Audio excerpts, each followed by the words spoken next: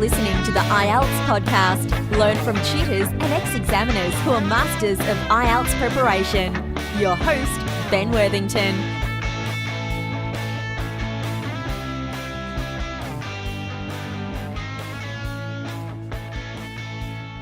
Hello there, students. Now today we're going to talk about some very practical tips to help you improve your speaking. Now, before we start, I just want you to consider a few things, all right? And I'm just going to give you a few examples of very successful people, very famous people that had difficulties when they were younger, okay? Like, for example, Beethoven, the famous violin player, when he was a young kid, when he picked up the violin, he was really clumsy with it, and it was really awkward, and he didn't really excel with the violin when he was younger. In fact, his teacher called him a very hopeless composer. So just bear that in mind. Then Charles Darwin, he's got a fantastic story. His dad thought he was a failure. He wanted to send him to the schools, but Darwin didn't really excel at the schools. His mind was always wandering, and he says in his diary, he said that everybody thought that he had a very below standard IQ. Basically, they thought he was pretty stupid, right? And then he goes on to develop the theory of evolution, okay? Here's another example. Walt Disney was fired in his first job for a lack of ideas. Okay, he also went bankrupt about 2 or 3 times until finally he developed Disneyland, and as they say, the rest is history. He went on to make millions and millions and millions. Here's another one, very famous one. Thomas Edison, the father of electricity.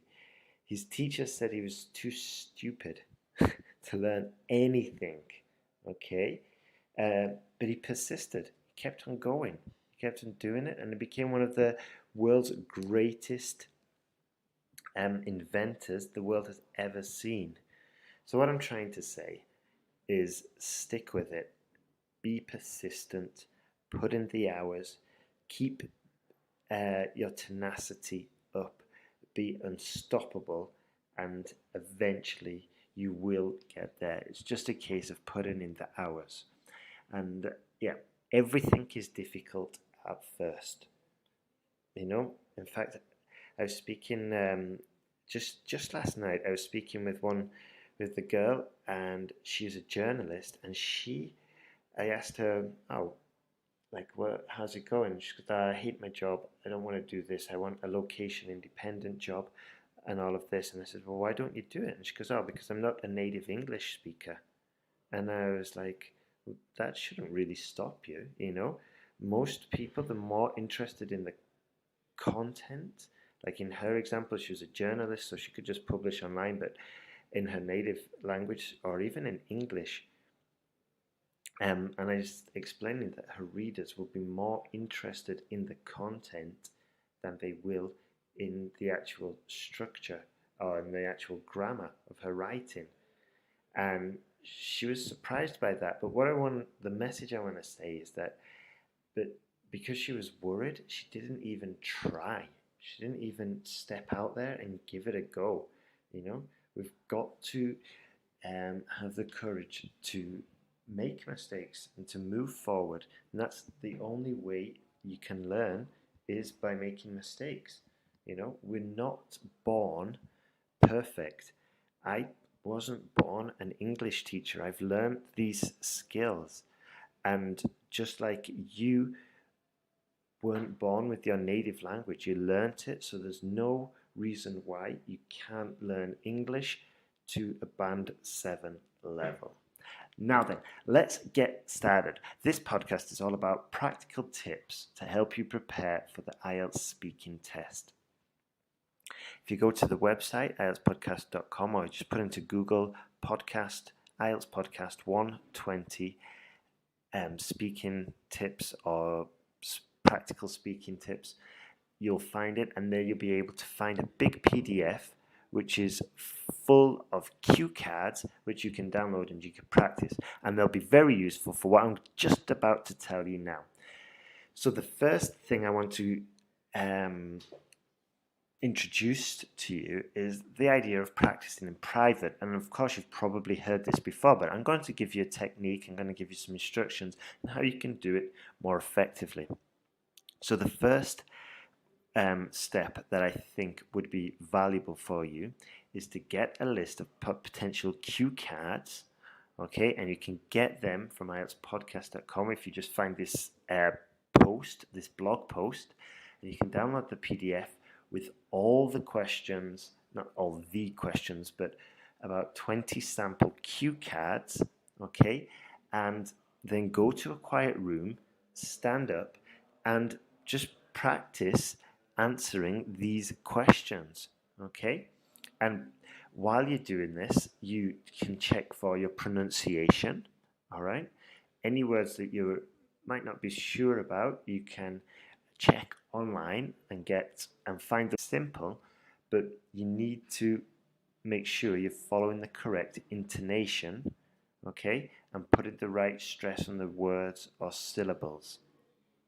Here is a two quick tips. Firstly, when you're answering a question, when you're asking a question, generally you go up at the end like that, and when you're making sort of like an affirmative statement, you go down at the end, and it makes it sound more authoritative or more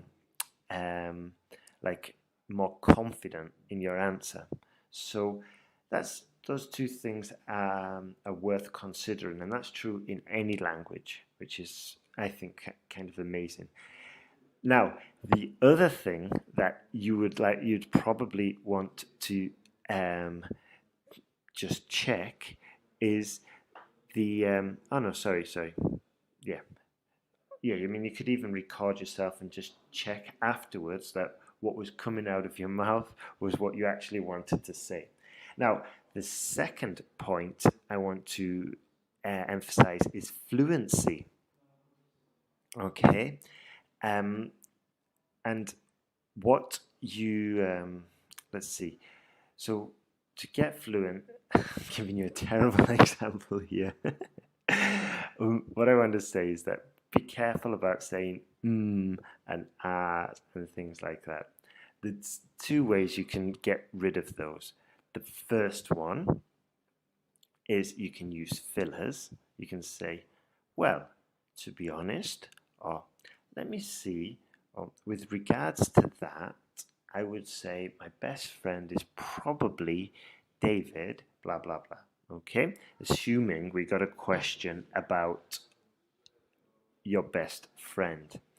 Now, then the other method is just to speak more in English. And there's two mini tips here. The first one, jump on Skype and fill it up with €10 of credit and just start ringing businesses in the UK or in Australia. It won't cost you that much, and just ask them about the products, potential a customer. The other one, probably slightly more more common. You can go to the language exchanges. When I was in Australia, I went to one, and it was good fun, and you get practice. And also, I used to go to these a lot in Spain, but I stopped because it was the same boring questions. However, and these questions would be, oh, where are you from? Oh, what's your name? Oh, how long have you been in Spain for? Blah, blah, blah. And I had to say the same over and over again. But this is perfect for the IELTS because you get into the routine, and it becomes really easy, yeah?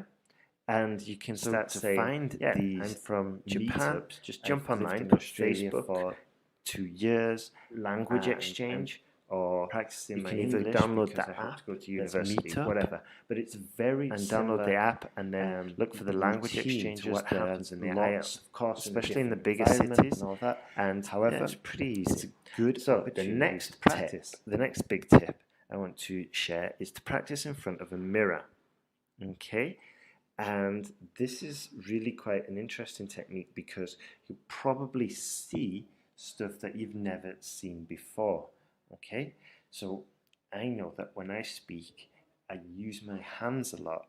Okay, and I didn't know that before, but it only through people telling me, through people saying it, that I actually realized.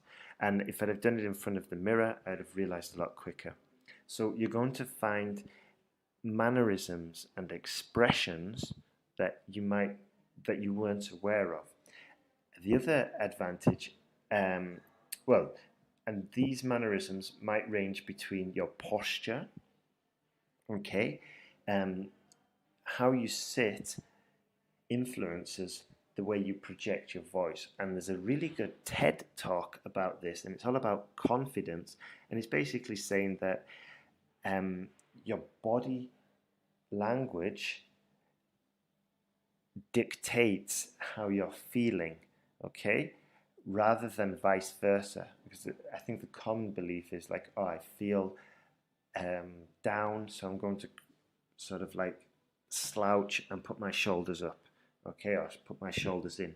However, scientists have found that you can change your feelings by changing your body language. So if you sit in sort of like with your back upright, you're going to sound a lot stronger, and you're also going to make yourself feel a lot more confident. Okay, so this is really important. Second thing of facial expressions. Okay, I find, if I was doing the exam, I would be smiling, and I'd just be open and try and be as relaxed as possible. Okay, and if I had to use lenses or glasses, I would wear them so I wasn't squinting. When squinting is when you're closing your eyes. In fact, there's a funny story about that. I wear glasses, and sometimes I'm quite forgetful, so I won't wear them. And one afternoon, we were down at the beach, and when I squint, when I close my eyes to sort of like focus properly, I look really angry, and I had no idea about this. And my friend said, "Why are you so angry? Why are you looking around at everybody so angry?" And I wasn't angry at all, and I was surprised. But then I realized that, I'm sort of like closing my eyes and squinting to focus and to look at all the scenery, we can say. And so I quickly realized, right, it's time to take my contact lenses or my glasses down to the beach, so I'm not giving all the attractive girls nasty looks, because that's what was pretty much happening. Okay, and then the third point is your gestures, okay, how you're controlling your hands. Maybe you're moving them around quite fast, and it might be a bit unnerving. Okay, so just do your speech in front of the mirror and just check, see how things, just see how you look. Okay, now another very important tip is to practice with an audience. And this is similar to practicing in front of the mirror, okay? But most of all, you're going to get used to how long you can speak for, how long your answers must be, and keeping eye contact, and all of these points, okay?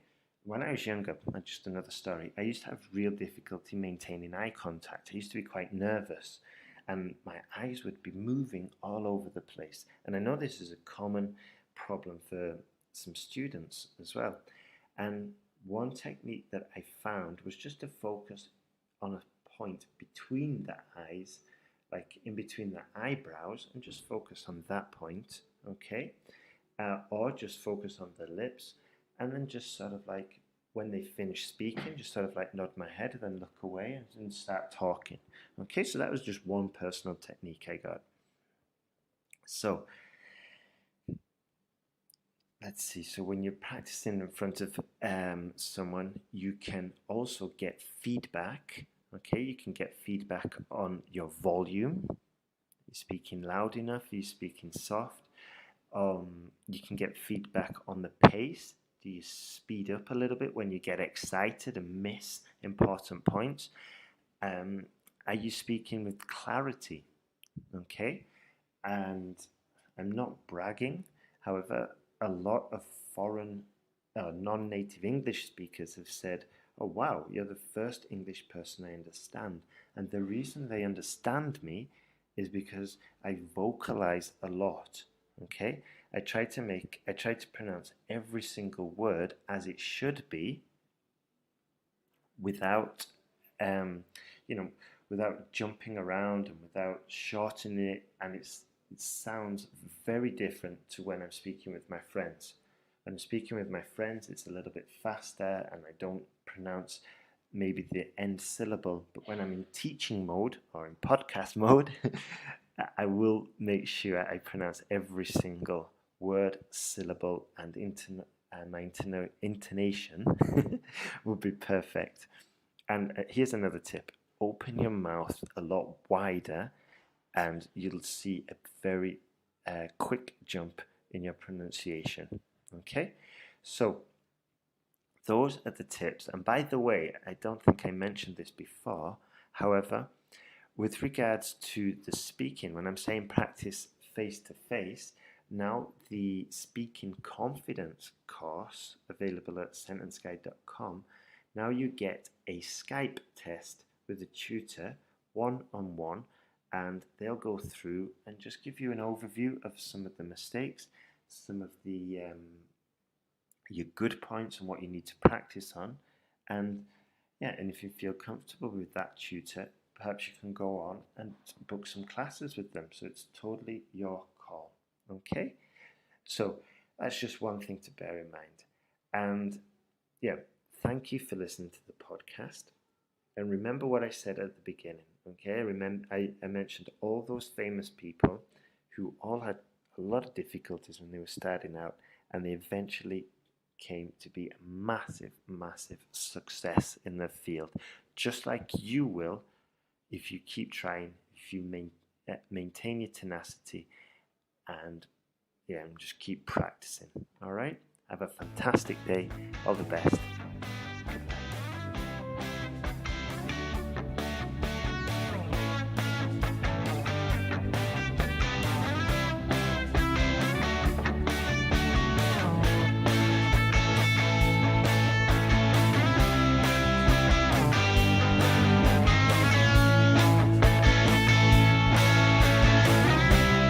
Thanks for listening to IELTS